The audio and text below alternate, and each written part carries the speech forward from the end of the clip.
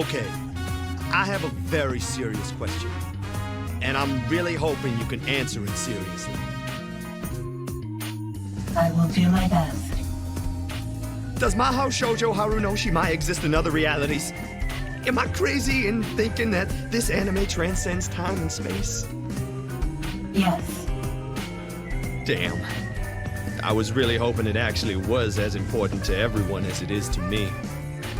No, I mean, yes, it does exist in other realities. In one reality, the three sisters are brothers. In another, they are three sea lions. And of course, in one, they are all cats who are dating. Dating cats? But they're still sisters, right? Yes.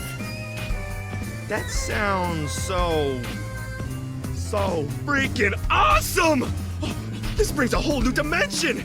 I almost want to astral project myself into the soul space right now and check out these various iterations of Mahou Shoujo Haru no Shimai!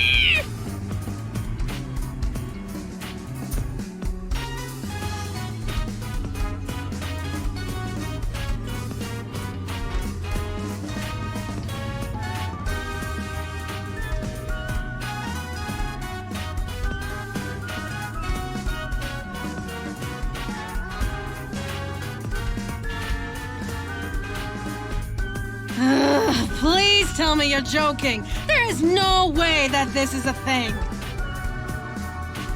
I'm afraid it is.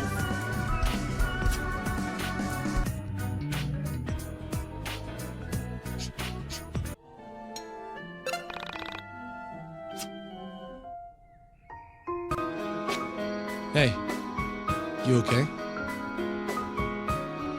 Yeah, it's nothing. Oh, okay, cool. As long as you're okay. Bella is lying. What? She just said she was okay. Man, I wish I could get in her mind like you can. You do not need a pan-dimensional mental link with Bella to see that she is lying. That's how it feels sometimes. I just wanted to tell you that you've come to mean a lot to me, Alex. You, Michael, Chandra, everyone.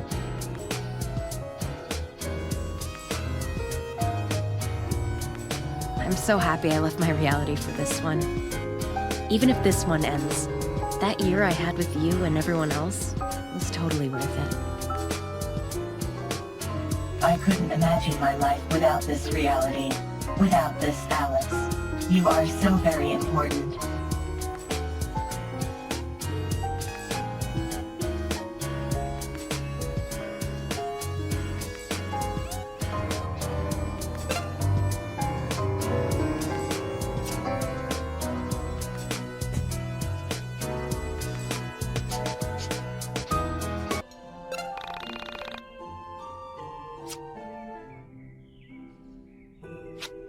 Alex, there is something I'd like to ask you, and it's going to be a bit tough for you to hear. What's up? When the end comes, and there is nothing left to do but die, will you leave your body behind and join me in the soul space? You really don't think we can win, do you? I am afraid I don't know either way. I believe we may have a chance. All things are always 50-50. They will either happen or not happen. What's it like to enter the soul space? Does it hurt? You are reduced to pure spirit. Your flesh dissolves. Your form dissipates. You will float in space, liberated from corporeal form. You exist with the freedom to travel wherever you please. You are adrift in the void. It is magical, and it does not hurt. So how do I do it? You must realize how unimportant you are. You must surrender yourself to the soul space, and forfeit your right to a physical form. Agree to give up your lot in physical space, and accept that you do not need it. Admit to yourself that your physical form is nothing more than a crutch. I don't know if I could do that. I've only ever known a physical form. I can't imagine not living like this. Eating, drinking, reading, playing games. That's what life is to me. I understand that there's more. I really do, but I can't let go of what I've been trained to know. Maybe this is why you've never felt the existence of the soul space. You have never lost anything. Don't worry. When the reality around you is obliterated, you will understand loss. Let's just hope it doesn't come to that.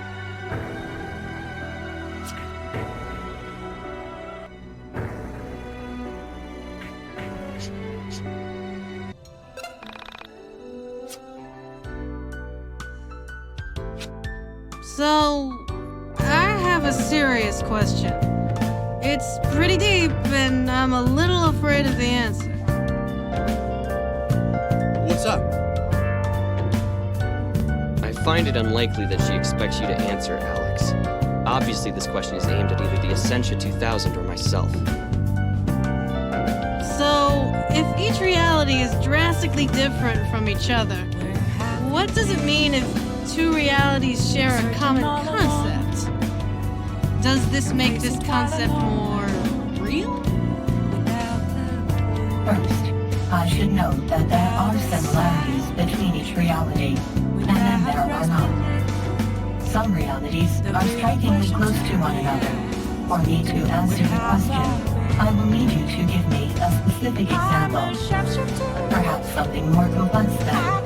If the sun is blue in two realities, does that make it actually blue over the suns that are yellow or chicken? Okay, fine. Does the concept of God exist in all realities? No. God does exist in some realities. In others, he does not. So, are you saying in some realities God is a present force that you can get direct feedback from?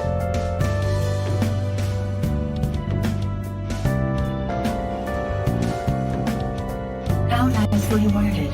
And yes, that is correct. So then, if God made all the realities and yet doesn't exist in some, does this make God less important? Less omnipotent?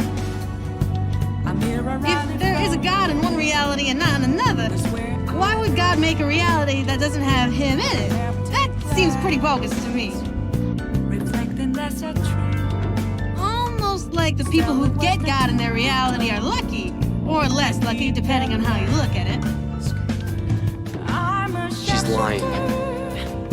Who is? The Essentia 2000 is lying.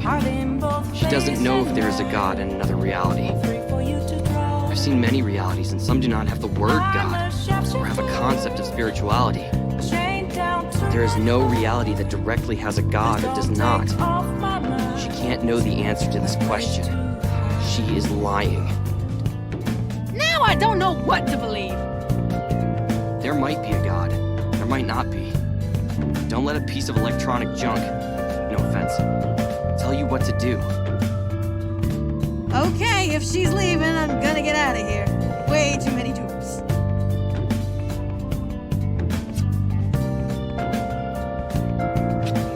Alex, listen to me. Something is seriously wrong here. Can you feel it? It's in the air. The air is different. The light is different. Everything this reality knows to be true feels wrong. It's as if everything is in flux. Can you feel it? Alex.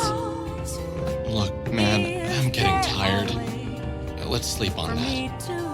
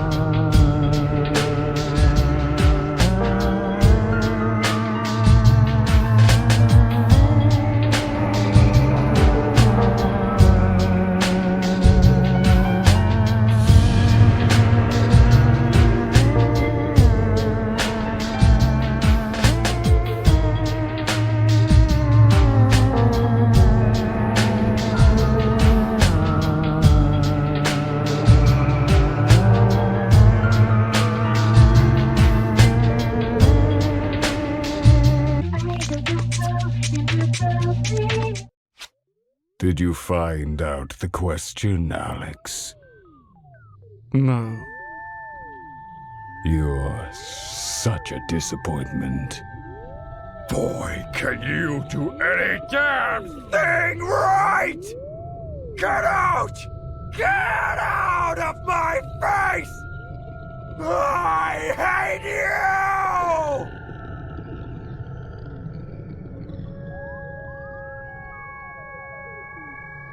I hate you so much! Just go away! Get out! Who are you to vex me with your perpetual idiocracy? Don't you dare run unless you find the question! Silly, pathetic, worthless piece of filth.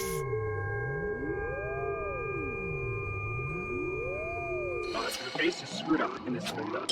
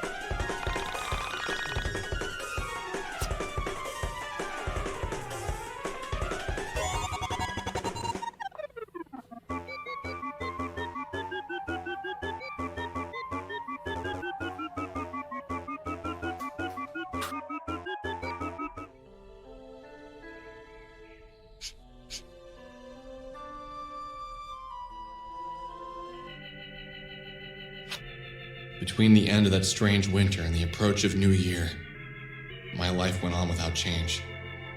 Day would dawn and I would repeat my alternation of spending time with my friends and honing my powers in the Mind Dungeon. It rained a lot last month. December's uncharacteristically warm, sweaty days only added to the anxiety I was feeling about New Year's Eve. Aside from the weather, there was hardly anything to distinguish one day from the next.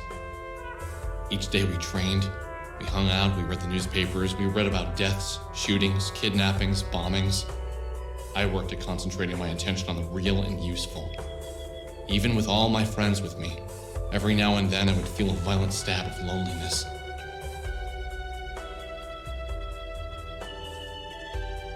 The very water I drank, the very air I breathed, would feel like long, sharp needles. I could hear the roots of loneliness creeping through me when the world was hushed at 4 o'clock in the morning. Christmas was coming, and then, in a few days, the world might end. Could I really be the end? I was starting to love the world so much. All of my friends, my mom, even my sister.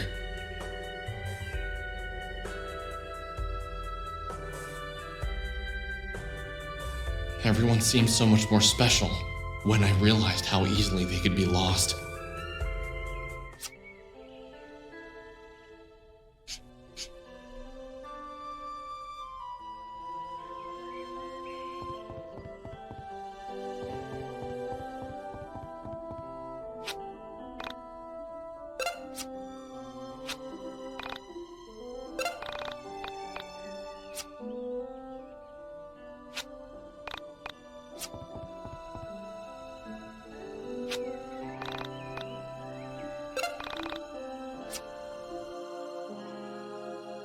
The base is screwed up in this other level.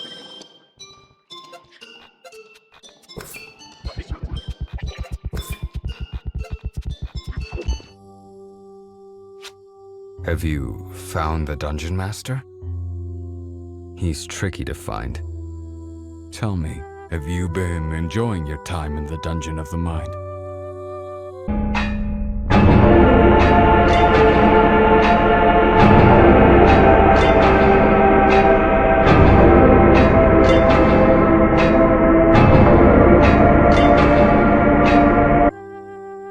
It can be overwhelming, never knowing if you're making the right choice.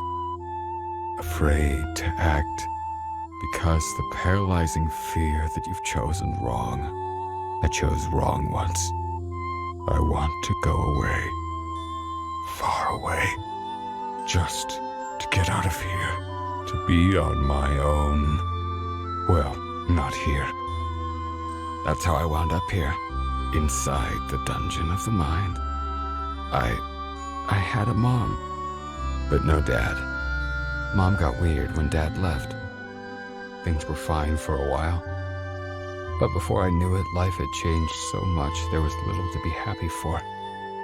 So, I cried myself to sleep every night. I screamed every night. I tried running away. Never got very far. And you know what? I got away once. Far away. But I came back. I felt terrible that my mom was left all alone. So I went back. When I got home, things were better for a while. Then they got worse. Screaming, throwing things, accidentally on purpose, blowing out the pilot light on the stove. So I willed myself to escape, and I got far away. Did I make the right choice? No. I'm asking you! Did I make the right choice? Is this better? Did I screw up? I can't ever leave you now!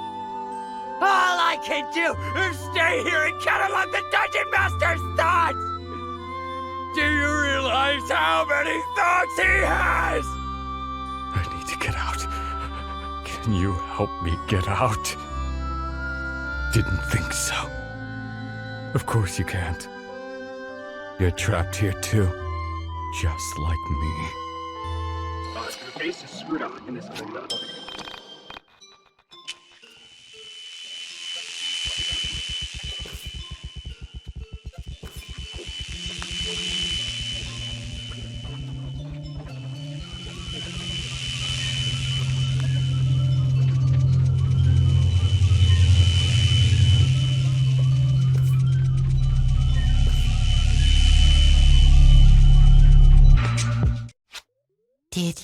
figure out the question.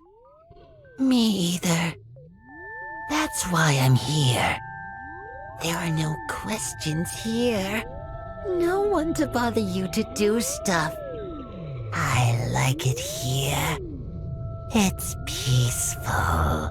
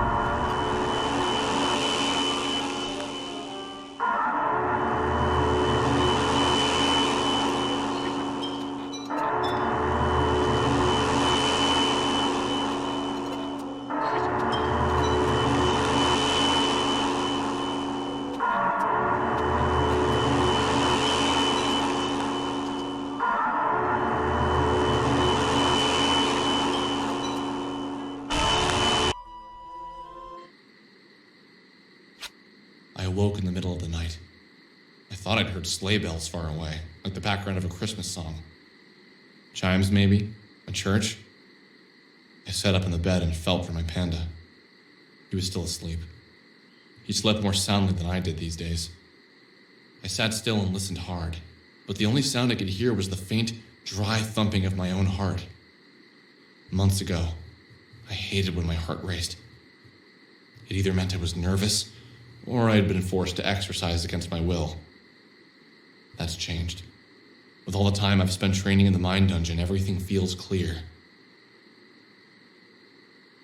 My mind, my muscles, everything was coming into focus. I lived for the moments when I could feel my heart beat. I became excited for every pump forcing blood through my body. I felt alive. I was going to hold on to this feeling as long as I could. Where did that music come from? Maybe I'd been dreaming after all. I thought back to earlier in the summer. I used to dream all the time, but lately my dreams were fevered and confused. I missed when I dreamed of the Essentia 2000. I wondered where she was. Where did she go at night? Why didn't she ever stay with me? Where do transdimensional androids go at night? Panda. Panda. Wake up. Panda. What time is it? 4 a.m. What's wrong? Is the house on fire? No. Where do you think the Essentia 2000 goes at night? Probably to stay over a hotter guy's house. You think so? Think she has an android boyfriend out there somewhere? Yes, probably. Go back to sleep and dream of metal sheep.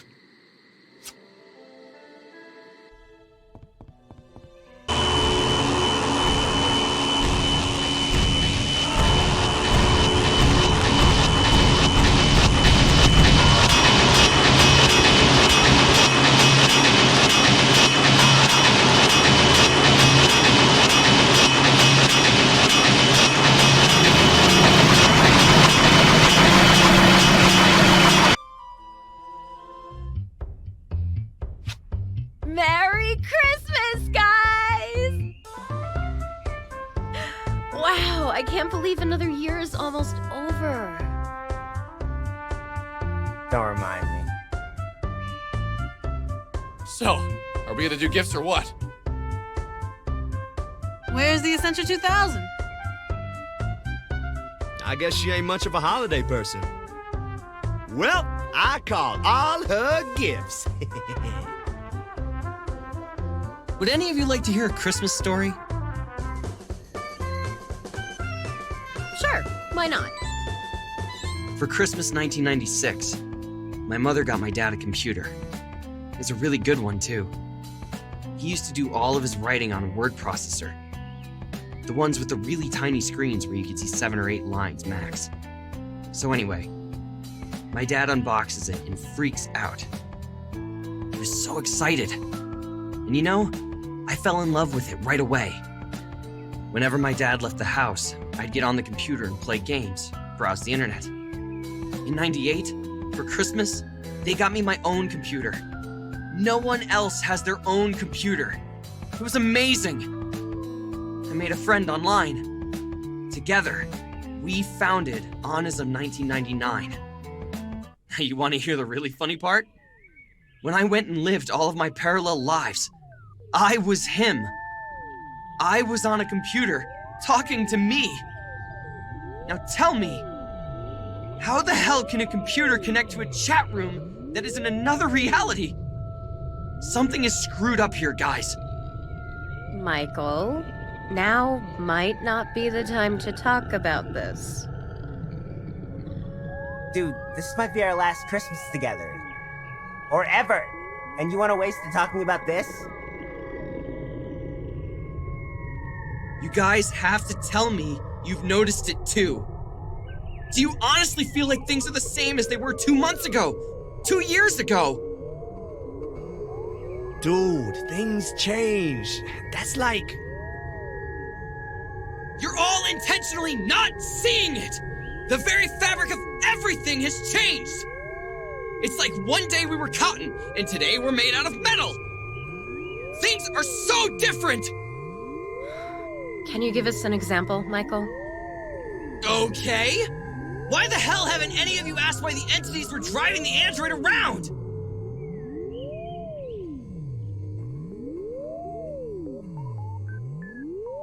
So what? We save her and we just forget about it? Why was she in the van in the first place? Bella, you said it yourself. Soul survivors do not kidnap people. They didn't kidnap Sammy, and they didn't take the Essentia hostage. Something is weird here. It's like strange things are happening all around us, and only I'm actually noticing it! Look, we just need to find the Essentia 2000 and ask her how her body ended up in the van. It's that simple. Let's finish opening up gifts. Tomorrow, we can sort this out. That's what we did. We exchanged gifts. But I was with Michael on this one.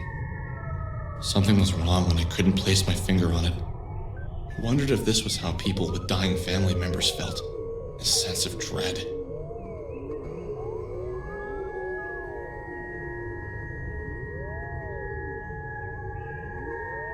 But it wasn't a sense of dread I was feeling. It was a loss of self. A complete dissolve of everything I had ever known. The only thing that was a step beyond death. When people die, reality, the color of the sky, the sound of the trees, your memories, all remain the same. This was different. This was beyond unusual.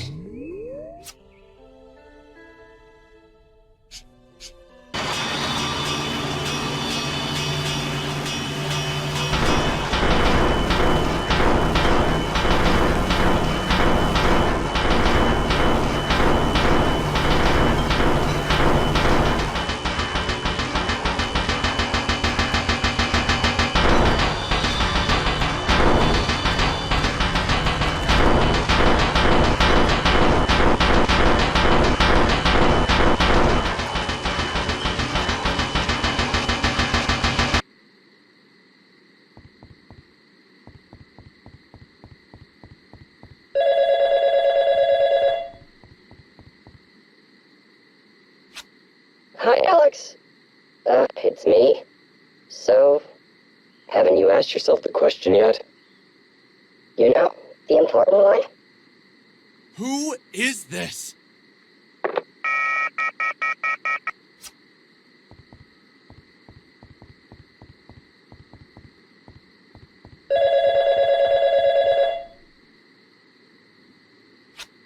Hi, Alex. It's Sammy. Have you been taking care of my cat? Sammy? Where are you?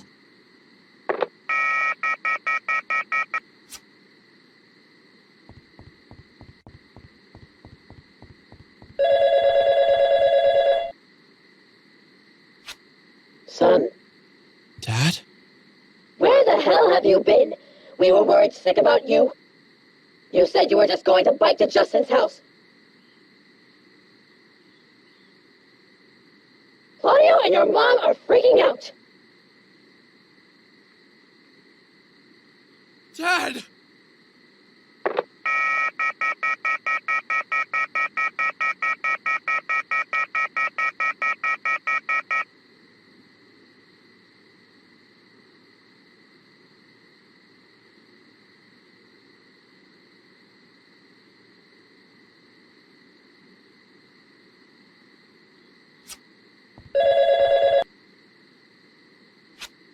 Did you figure out the question? What is go screw yourself?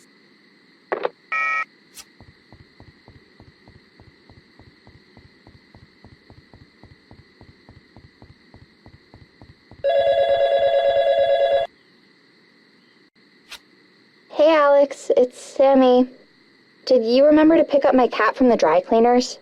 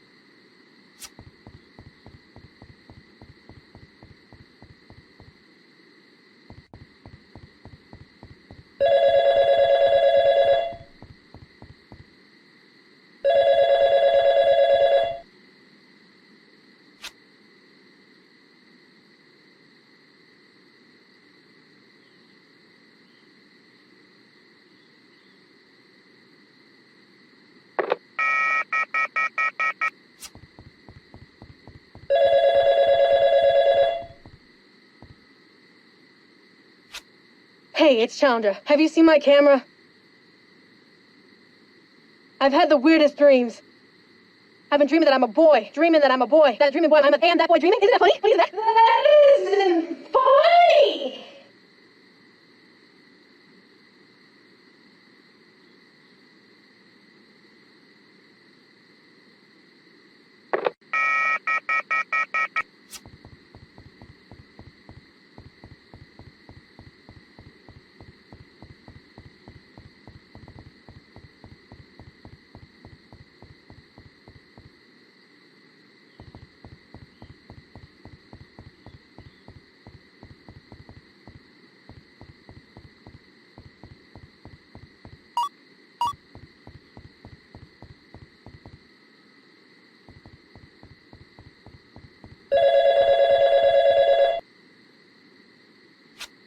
Hey, Alex, it's your mom. When are you coming home? Claudio's waiting for you to watch some cartoons.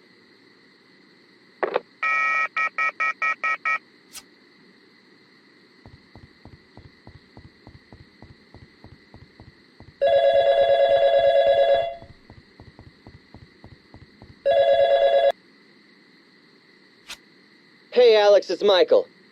Have you seen my hula hoop or my headphones? Also, I've been thinking about changing my hair. It's getting so big.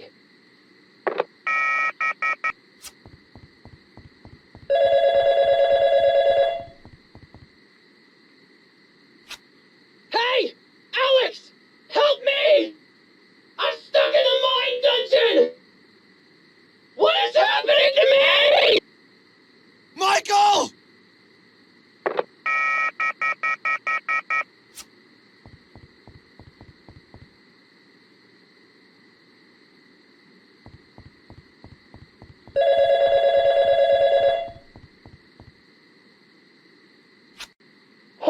Alex, it's Sammy again.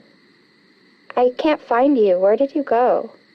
You left me at the elevator and you vanished into the crowd. Why do you always disappear on me like that? You know how much I hate that.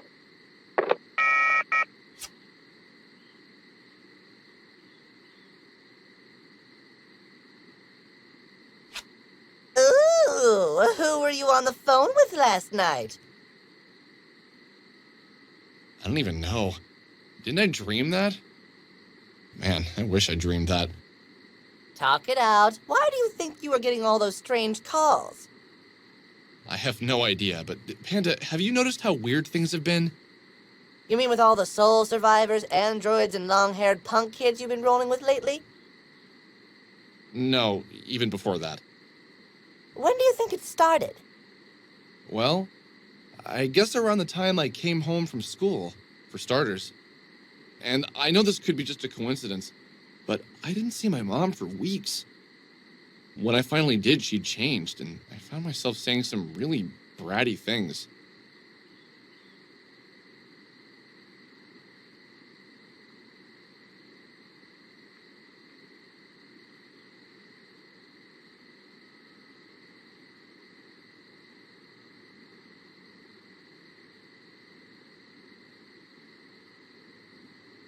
Mostly normal. No, it wasn't. Something is weird. Where's my dad been? Don't you remember? My dad worked for Pacific Chime. Not my mom. No, my mom worked for Moon Macro Systems. They met at that programming convention. When did my mom start working for Pacific Chime? You don't have a dad. Yeah, I do. Of course I do. Everyone has a dad.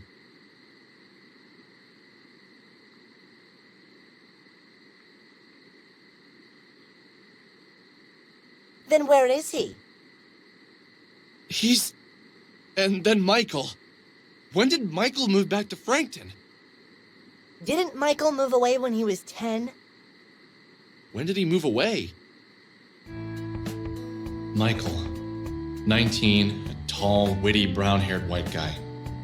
He was a few years younger than me, but I never felt like there was much of an age gap when we hung out. The summer he moved to town, we spent a lot of time together.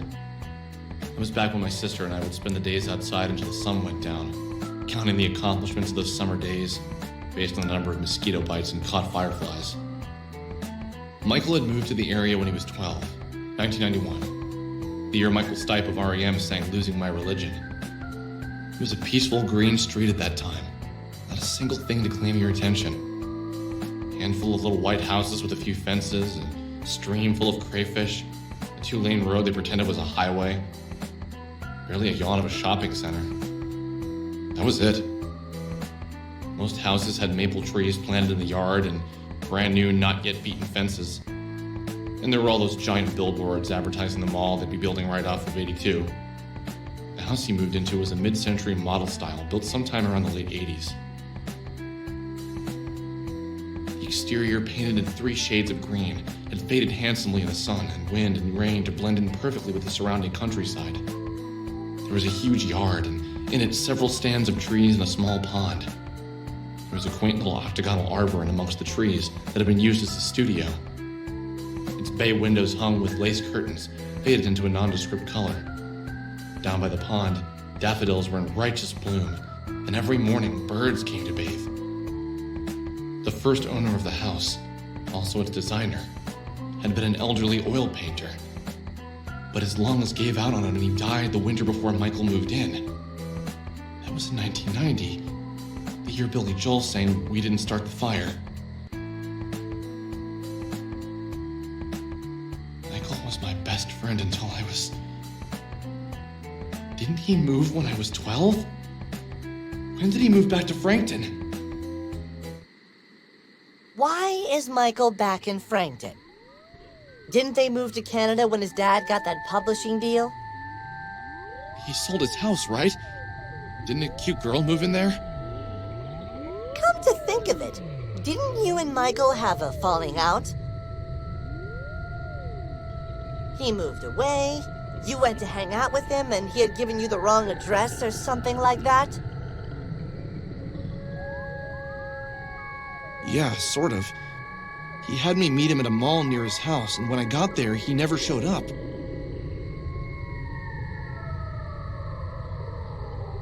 That was the last I heard of him. You should go ask him. What time is it? I don't know. It's dark outside. The clock says it's 8 a.m.